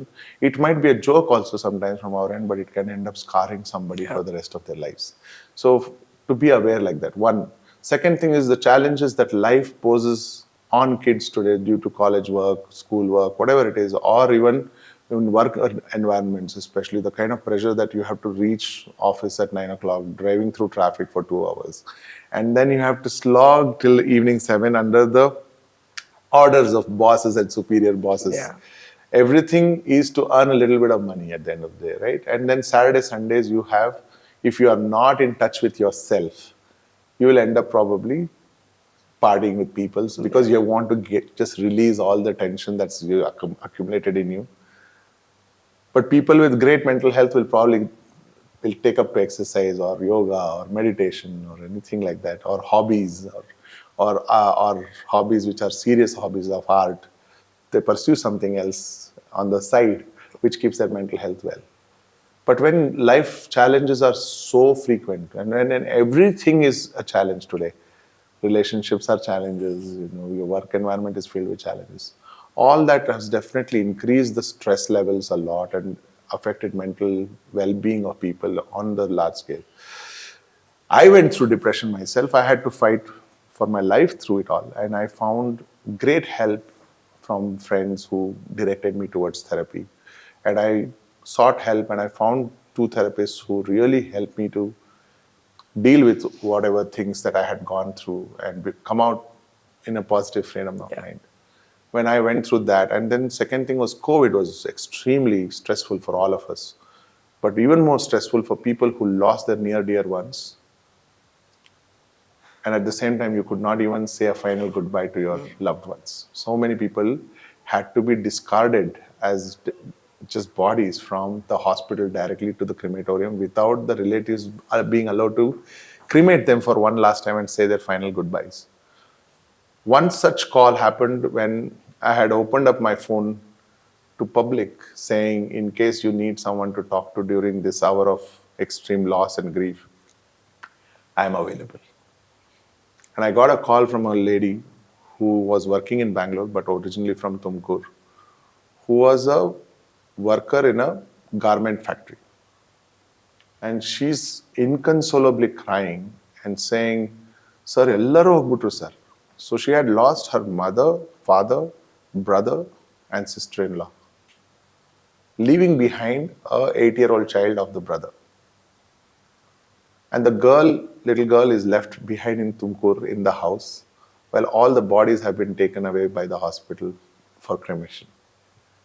This girl is not even able to go to Tumkur because of COVID, and there is no traffic allowed on road. In such an emergency, she didn't know where to go, and she didn't know how to handle her grief. So since she saw this status on Facebook of mine, she called me and she poured herself out. And I said, I think you should first find a grief counselor.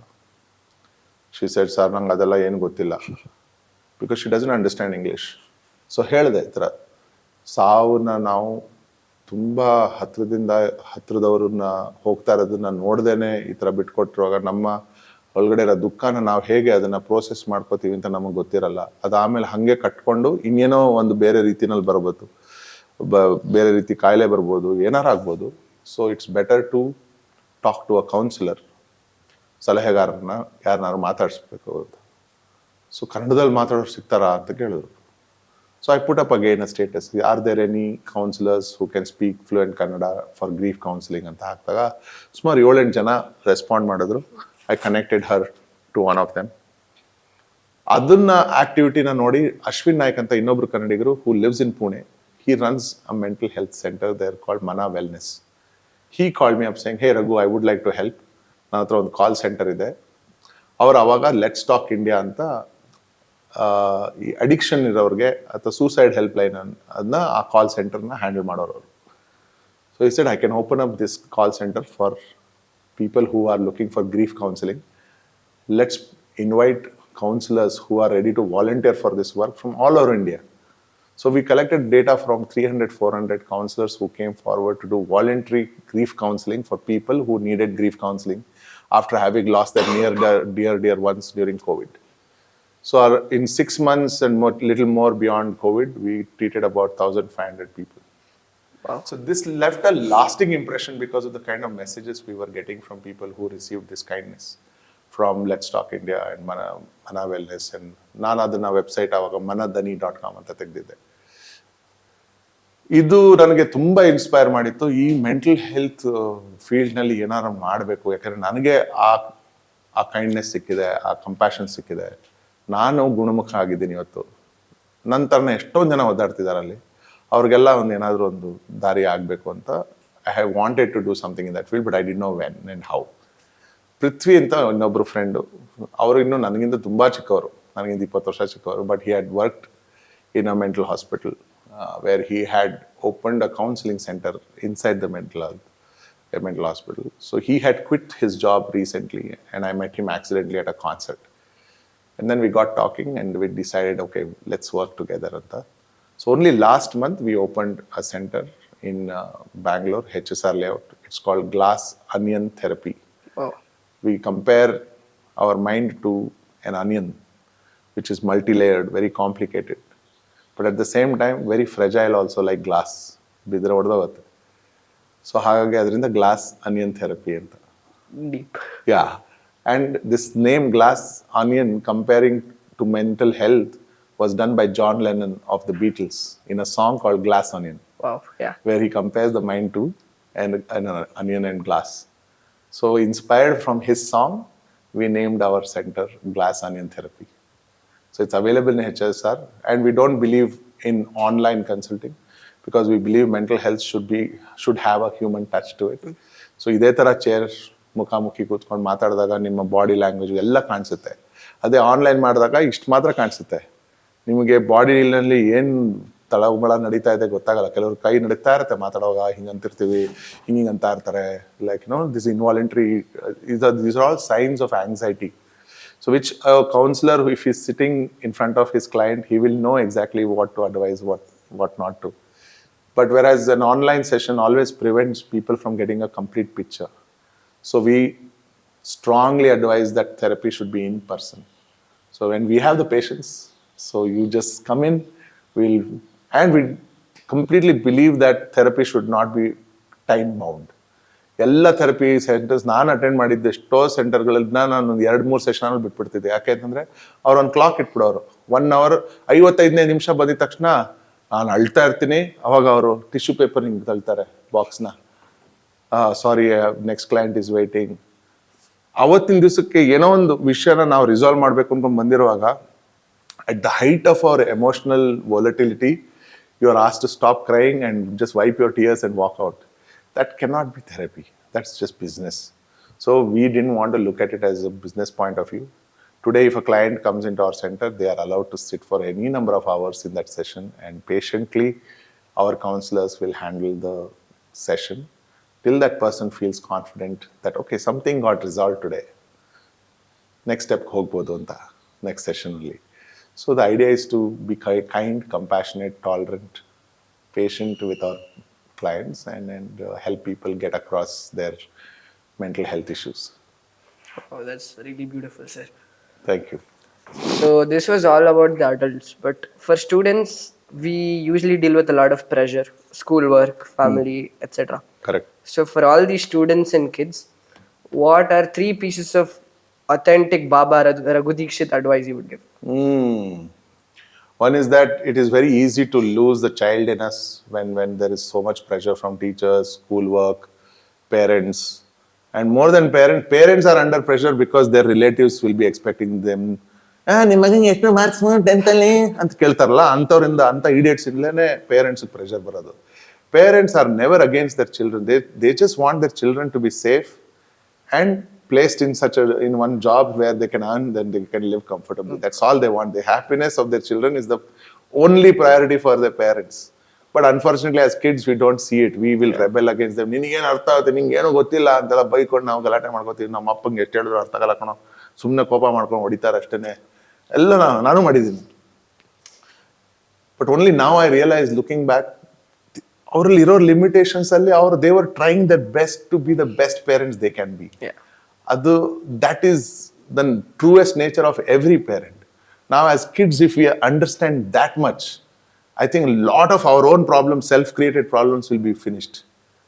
That if you believe that your parents are on your side and they are only telling for your own good, if that resolution happens in your mind, half of your worries are over. And you can easily build friendship with your parents.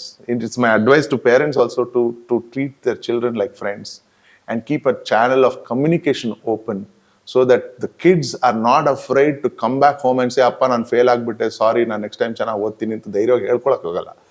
Fail ಆಗಿಬಿಟ್ರೆ ಅಯ್ಯೋ ಅಪ್ಪ ಏನು ಮಾಡ್ತಾರೋ ಅಮ್ಮ ಏನು ಮಾಡ್ತಾರೋ ಅಂತ ಹೆದರಿಕೆಗೆ ಎಷ್ಟೊಂದು ಪ್ರೆಷರಲ್ಲಿ ಮಕ್ಕಳು ಕೆಲವು ಸತಿ ಏನೇನೋ ಮಾಡ್ಕೋತಾರೆ ಅವ್ರಿಗೆ. So our open communication channel should be there, not only with parents but with teachers, and parents should stop worrying about what the friends and relatives and society will think about their children if their child has failed. ಅದು ದೊಡ್ಡ ಪ್ರಶ್ನಾವಳಿ ಇದು life ಅನ್ನೋದು. 100 ವರ್ಷ ಬದುಕ್ತೀವಿ ಅಂತ ಎಲ್ಲರೂ ಹೇಳ್ತಾರಲ್ವಾ, ಆ 100 ವರ್ಷದಲ್ಲಿ ಯಾವುದೋ ಒಂದು ಒಂದು ಚುಟ್ಕಿ ಟೆಸ್ಟ್ ಫೇಲ್ ಆದ್ರೆ ಅಪ್ಪ ಅಮ್ಮಂಗೆ ಏನೋ ಆಕಾಶನೇ ಬಿದ್ದಂಗೆ ಆಡ್ತಾರೆ. ಅವ್ರಿಗೂ ಅಡ್ವೈಸ್ ಮಾಡ್ತೀನಿ, please treat your children not as your science experiment objects. They are your children and you have to have a relationship where friendliness, kindness and compassion and open channel for communication is always open, so that they are free to tell, appa ಈ ಥರ ಆಗೋಯ್ತು ಸ್ಕೂಲಲ್ಲಿ, ಅಮ್ಮ ಈ ಥರ ಆಗೋಯ್ತು ಸ್ಕೂಲಲ್ಲಿ, ಇವತ್ತು ಏನು ಮಾಡಬೇಕು ಅಂತ ನಂಗೆ ಗೊತ್ತಾಗಲ್ಲ, ನೀನೇ ಹೆಲ್ಪ್ ಮಾಡು, ನನಗೆ ಅಡ್ವೈಸ್ ಮಾಡು, what can I do better to solve this problem. ಅವಾಗ ಮಕ್ಳಿಗೇನೋ ಹೆದರಿಕೆ ಅನ್ನೋದಿರಲ್ಲ. Instead they will try to become better people with every day. Even with teachers, if they are not compassionate, ಎಲ್ಲದಕ್ಕೂ ಸ್ಕೇಲ್ ಹತ್ಕೊಂಡು ಹೊಡಿತೀನಿ, ಆಚೆ ಕಡೆ ನೀಲ್ ಡೌನ್ ಮಾಡಿಸ್ತೀನಿ ಅಂತಂದ್ರೆ, the kids will never like that subject.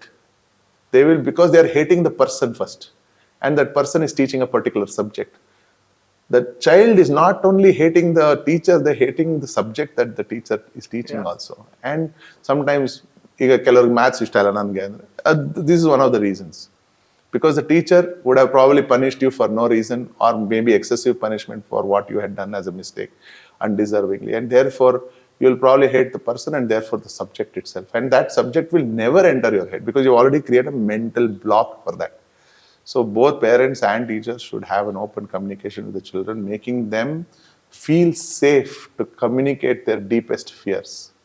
If this environment is not created, then there is bound to this pressure to create in the child's mind, and the child could end up becoming either a failure in life or whatever it is. Their own self-esteem, ಇಲ್ಲ ಮಕ್ಕಳದ್ದು ಏನೋ ಅವ್ರಿಗಿರೋ self ಕಾನ್ಫಿಡೆನ್ಸೇ ಹಾಳಾಗೋಗುತ್ತೆ. ಆ self confidence ಹಾಳಾದಾಗ ಆ ಮಕ್ಕಳು ಬೆಳೆಯೋದು ಕಷ್ಟ ಆಗುತ್ತೆ. ಆವಾಗ ಸಮಾಜಕ್ಕೆ ಭಾರವಾಗಿ ಉಳ್ಕೊಳ್ತಾರೆ ಅವರು. ಅದು ಆಗದೆ ಇರಂಗೆ ನೋಡ್ಕೊಳ್ಬೇಕಾದ್ರೆ ಚಿಕ್ಕ ಮಕ್ಕಳಿಂದ ಆ first 10-12 years are the formative years. ಆ 10-12 ಇಯರ್ಸ್ನ ತುಂಬ ಪ್ರೀತಿಯಿಂದ ಮಕ್ಳಿಗೆ ಏನೂ ಭಯ ಇಲ್ದಿರಂಗೆ ಬೆಳೆಸಿ, ಏನೇ ಬಂದರೂ, ಈಗ ಒಂದು ಆಟ ಆಡಕ್ಕೆ ಹೋಗ್ತಾ ಇದ್ರೆ ಸಾಕು, ಮರ ಹತ್ಬೇಡ ಕಣೋ, ಬಿದ್ದೋಗ್ಬಿಡ್ತೀಯ ಕಣೋ, ಕೈ ಕಾಲು ಮುರ್ಕೋತೀವಿ. ಮಕ್ಕಳು ಹುಟ್ಟಿರೋದೇ ಅದನ್ನು ತಿಳ್ಕೊಳ್ಳೋದಕ್ಕೆ. ಮತ್ತು ಮರ ಹತ್ತು ಬಿದ್ದರೆ ಮತ್ತಾನೆ ಮಕ್ಳಿಗೆ ಅರ್ಥ ಆಗೋದು. ಮರ ಹತ್ತಕ್ಕಿಂತ ಮುಂಚೆನೇ ನಿನಗೆ ಧೈರ್ಯ ತುಂಬಿಸ್ದೆ ಬರೀ ಹೆದರಿಕೆ ತುಂಬಿಸಿದ್ರೆ ಆ ಮಗು ಮರ ಹತ್ತದ್ ಕಲಿಯೋದೇ ಇಲ್ಲ. ನಾನು ಮರ ಹತ್ತದ್ ಕಲಿತೇ ಇಲ್ಲ ಲೈಫ್ನಲ್ಲಿ. ಇವತ್ತು ನನಗೆ ಮರ ಹತ್ತು ಅಂತ ಹೇಳೋ ಆಗಲ್ಲ, ನನ್ನ ಕೈಲಿ ಹೆದರಿಕೆ ಆಗುತ್ತೆ. I still have fear of height. First floor ಇಂದ ಕೆಳಗಡೆ ನೋಡೋಕ್ಕಾಗಲ್ಲ ನಾನು. I have that fear. So it is very important for the kids to be allowed to become adventurous. ನಿಮ್ಮ ಸ್ಕೂಲ್ನಲ್ಲಿ ನಾನು ನೋಡಿದೆ, ಏನೇನೋ ಒಂದಷ್ಟು ಫಿಸಿಕಲ್ ಎಕ್ಸಸೈಸು, ಆಟ ಆಡೋದಕ್ಕೆ ಎಲ್ಲದಕ್ಕೂ ಮಾಡಿದ್ದೀರಾ, which is a very great environment. You guys are very lucky. I never grew up in a school like this. So PurnaChetana has done a great job in terms of shaping young minds towards fearlessness by encouraging adventure sports in school, which is very, very good. Similarly, parents are also. So this is my first advice for kids, to be bold enough to create this channel with your parents. If your parents are blind to what you're going through, don't fear them. Instead, try to become friends with your parents and tell them what you're going through so that they can understand what you're going through. But it is the parents' job, not the kids' job. The kids are always scared. Parents are more mature to understand this. ಎರಡನೇ advice, ಎಲ್ಲ ಥರದ್ದನ್ನು experience ಮಾಡೋಕ್ಕೆ try ಮಾಡಿ. ಒಂದೇ subject, ಒಂದೇ sport, ಒಂದೇ art farm ಅಂತ stuck ಆಗಬೇಡಿ ಲೈಫ್ನ. Life has too many beautiful experiences to experience. Try and enjoy everything. Try at least once everything so that you know what you like, what you don't like. Career choices also, ಯಾರೋ ಹೇಳಿದ್ದನ್ನು ನೀವು decide ಮಾಡಬೇಡಿ. ನೀವು ಆ ಫೀಲ್ಡ್ನಲ್ಲಿ experience ಆಗಿರೋರನ್ನ ಹೋಗಿ meet ಮಾಡಿ, ಅವ್ರ ಹತ್ರ ಈ ಥರನೇ ಒಂದು ಪಾಡ್ಕಾಸ್ಟ್ ಥರನೇ ಕ್ಯಾಶುವಲ್ ಕಾನ್ವರ್ಸೇಷನ್ ಇಟ್ಕೊಳ್ಳಿ. ಅವರಿಂದ ತಿಳ್ಕೊಳ್ಳಿ ಆ ಸಬ್ಜೆಕ್ಟ್ಗೆ ಏನು ಮಾಡಬೇಕು, ಹೇಗೆ ಓದಬೇಕು, ಏನಿದೆ ಸ್ಕೋಪು, ಅದು ನನಗೆ ಇಂಟ್ರೆಸ್ಟ್ ಇರತ್ತೆ, ಅದ್ರ ಬಗ್ಗೆ ಓದಕ್ಕೆ ಟ್ರೈ ಮಾಡಿ. ಅದು ಓದಿದಾಗ ನಿಮ್ಮ ಮನಸ್ಸಿನಲ್ಲಿ ಒಂದು ಇಮ್ಯಾಜಿನೇಟಿವ್ಲಿ ಎಕ್ಸೈಟ್ಮೆಂಟ್ ಏನಾದ್ರು ಬಂದರೆ ಆವಾಗ okay I like this subject ಅಂತ ಓದಕ್ಕೆ ಶುರು ಮಾಡ್ತೀರಿ. Your choice of career should be a very natural progression instead of a forced progression. So right from childhood, if you're allowing yourself to experience everything which a school like this is providing, and if you also are lucky enough to have an environment at home which allows you to question everything and experience everything, then you are bound to get into a profession which you are happy with. And finally, the goal of life is to be happy only, not to earn money. ಸಂಪಾದನೆ ಮಾಡಿದವರೆಲ್ಲ ಖುಷಿಯಾಗಿದ್ದಾರೆ ಅಂತ ಯಾರು ಹೇಳಿಲ್ಲ ಇಲ್ವಾ? In fact ಅವ್ರಿಗೆ ಜಾಸ್ತಿ ತಲೆನೋವು ಜಾಸ್ತಿ. ಯಾರು ಖುಷಿಯಾಗಿರ್ತಾರೋ ಅವರೇ ಲೈಫ್ನಲ್ಲಿ ಗೆದ್ರು ಅಂತ ಆ್ಯಕ್ಚುಲಿ ಇವತ್ತಿರೋದು. So the idea is to get in a profession which you are very happily in love with every day. Therefore you will wake up with the same enthusiasm. ಇವತ್ತು ಹೋಗಿ ಕಿತ್ತಾಕ್ತೀನಿ ಅಂತ ಒಂದು ಎಂಥೂಸಿಯಾಸಮಲ್ಲಿ ಎದ್ದಾಗ ಬೆಳಗ್ಗೆ 6 ಗಂಟೆಗೆ 6 ಗಂಟೆಗೆ ಹೇಳ್ತೀರಿ, ಅಯ್ಯೋ ಇವತ್ತು ಆಫೀಸ್ಗೆ ಹೋಗ್ಬೇಕಾ ಅದೇ ಬಾಸ್ ಬಗ್ಗೆ ಮುಖ ನೋಡ್ಕೊಂಡು ಗಲಾಟೆ ಮಾಡ್ಕೊಂಡಿರ್ಬೇಕು ಅಂತ ಅನ್ಕೊಂಡು ಎಷ್ಟು ಜನ ಎದ್ದೇಳ್ತಾರೆ. those are the ones who are suffering from mental health today because they got into a profession which they were not liking, but they were forced into. So third one, just play. Lot of play, very little work in the first 10 years of your life. From 10th, maybe once you enter your teenage is when things start getting a little serious. But you won't know what you really want till you actually encounter the experiences in life. So be prepared to be flexible to change your profession or your direction of life anytime. I have already lived 3 lifetimes in one lifetime. I was a microbiologist, I was a Bharatanatyam dancer, now I'm a musician, and I'm hoping to become a filmmaker very soon. Wow. Which is already a very obsessive interest for me on a day-to-day basis. I've already directed my music videos now as a training ground so that I can actually go on to direct my first feature hopefully in a year or two. There is also a growing interest in mental health. So I want to be an advocate. I want to be an ambassador for mental health. I'm also learning acoustics engineering so that I can help people build studios and theaters, and because it's a science that has suddenly taken a great interest of mine. So I study a lot about acoustics and sound and reflection and absorption, which is a phenomenal subject to study, which now I remember I used to hate when I was studying physics in school. But now that I'm experiencing as a musician the art of listening, I am also able to generate interest towards this physics of sound. So yeah, there are so many avenues available. So be flexible. What interests you should always be the priority. What doesn't interest you, just leave it behind. Don't get into the pressure of people telling you what you should do. But at the same time, be a responsible citizen. Try not to get into bad habits. I would not advise that at all. Yeah. So, sir, I don't think you remember this, but 4 years ago, you had inaugurated Purna Swayam Siksha program. Correct. It was an online meeting where students asked you a couple of questions, and I Correct. was present there too. Okay. So, what do you think of Purna Chetana? I'm very proud of Purna Chetana. I'm very proud of the people who have worked so hard to take where it was when I first met Purna Chetana to what it has become today. I also know there are so many parents who have removed their children from very well reputed international schools and made them to come and study and integrate with people, integrate with students who are probably not from so well-to-do background here. Every child is treated the same. At the same time, there is a great sense of compassion and kindness towards children from not so well-to-do strata of the society who are also encouraged to study in the same school along with other kids from richer backgrounds, well-to-do backgrounds. So for me, that lack of discrimination because of your social background is a great sign for a better future for the country, because this is what is dividing us all today. Apart from religion and caste, etc., the other thing is the social strata, which defines. Like, for example, I went to an auditorium today to see how they have built this auditorium, new auditorium, which has come up in Mysore. And the gatekeeper spoke rudely to me and my manager simply because we were not wearing any fancy clothes today. Hey, ಅಲ್ಲಿ ಹೋಗ್ಬಿಟ್ಟು entry ಮಾಡಿ register ಅಲ್ಲಿ. We were invited by the owner of that place, saying, ಬಂದು ನೋಡಿ sir, ಈ ಥರದೊಂದು construct ಮಾಡಿದ್ದೀವಿ ಅಂತ. This is a mindset of the people today. Because you're wearing very ordinary clothes, people are able to diminish who you are. But when you are educated in a school like this, where everybody is equal, the mindset is tomorrow to grow up into a responsible citizen where you don't discriminate people just because of what they're wearing. They are ready to be patient enough to understand who the person is and respect him for whatever knowledge they possess. And that is a great, I think, achievement of Purna Chetana, and I hope they continue working in the same direction for years to come and produce many more beautiful, amazing students. You don't have to become world famous, anything like that. But if you just become good, decent citizenship, that is a great achievement. So, sir, AI is taking over the world today. Technology is growing.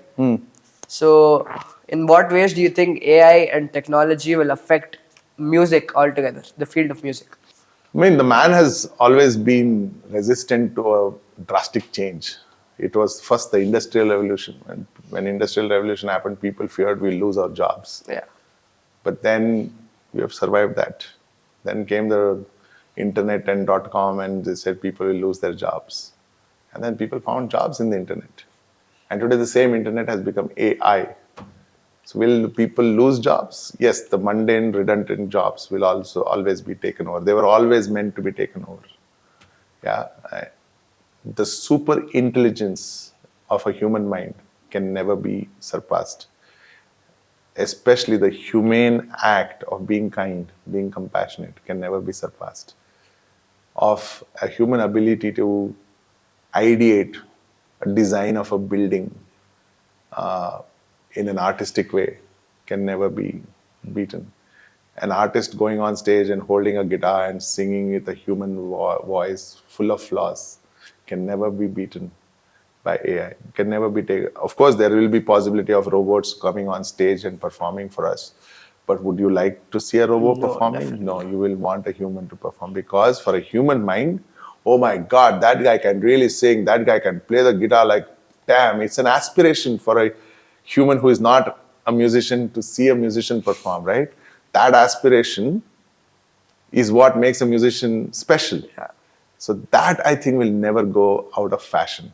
Maybe the way the music is created might change, but I think it is only providing us a tool to become inspired by those tools to make better music, than fearing that AI will take over the very ability of a human mind to create music. That will never go, and that will never get out of fashion. So tomorrow, maybe computers might replace musicians who are entirely dependent on machines to create music, but it will never take away the human effort in creating music. That's beautiful. So, sir, what's one message you would like to give to aspiring artists and musicians like me myself? It is a rare gift. Not everybody can sing, not everybody can dance. It's a rare gift that a child has been bestowed upon, either from your genes or from the God above. And it will be criminal to not recognize that within yourself and not giving it the time that it deserves. I agree there is pressure from parents and the society around you to study and become something out of it. But it is a beautiful thing that art, or any passion for that matter, pursuit, can be pursued in every free time that is available. Till a point where you cannot ignore as a passion, you cannot live without it. That is when you have to take a call, saying, okay, now I don't think I can study anymore, or I cannot do this job anymore. ಇದೇ ಮಾಡಬೇಕು, ನನಗೆ ಬೇರೆ ಇನ್ನೇನು ಸಿಕ್ಕಿಲ್ಲ, ನನಗೆ ಆಗದೇ ಇಲ್ಲ ಬೇರೆ ಏನೂ ಅಂದಾಗ, you may want to consider it as a profession. But the point is, there is no telling point where you say, this is the point I'll become a musician. It's a gut instinct. You will have to follow your heart. And when you follow your heart, it may lead to failures, it may lead to success. There is no telling about it, because everything is circumstantial. It depends on circumstances. It depends on how you meet people and how many people you come across who will help you to get across. It depends on a lot of factors. So there is no guarantee of success. But at the same time, I've always seen in successful musicians that they've been at it despite failures for so long that success finally becomes their destiny. Are you patient enough to survive that long till you finally find your success? Or would you consider the fact that you've been already gifted with a talent as success itself, and everything else as bonus along the way, and you're happy just being that person? Then you don't need to pursue it in such a way that you're fighting against the society. So only hard work and a lot of accumulation of self-worth. You have to believe that you're good. And the goodness should not be like from parents, hey, ನನ್ನ ಮಗ ಚೆನ್ನಾಗಿ ಆಡ್ತಾನಲ್ವಾ, or your friends, hey, ಸಕದ ಆಡ್ತೀಯಮ್ಮ ನೀನು, musician ಆಗ್ಬೋದು, ಓ ಮಾಡಮ್ಮ, ನಾವು ಚಪ್ಪಾಳೆ ತಟ್ಟಿ. ಅವ್ರು ನಂಬಲೇಬೇಡಿ. Friends, relatives, parents, they will tell you things which you want to hear sometimes. But if a stranger comes to you and says, hey, that was amazing, that really touched my heart, then you know, okay, this is worth, because that stranger has nothing to earn from telling that to you, right? Like my landlord knocking on my door and saying, hey, what is the CD? I want to listen to it. Wow, you were singing? I want to put you on a radio station. And he puts me onto the radio station. Why would he do that? He's not gaining anything from it. But absolute stranger has done that for me. Absolute strangers have walked up to me saying, here is the money you need to record your demo. Then you know there is something worth pursuing.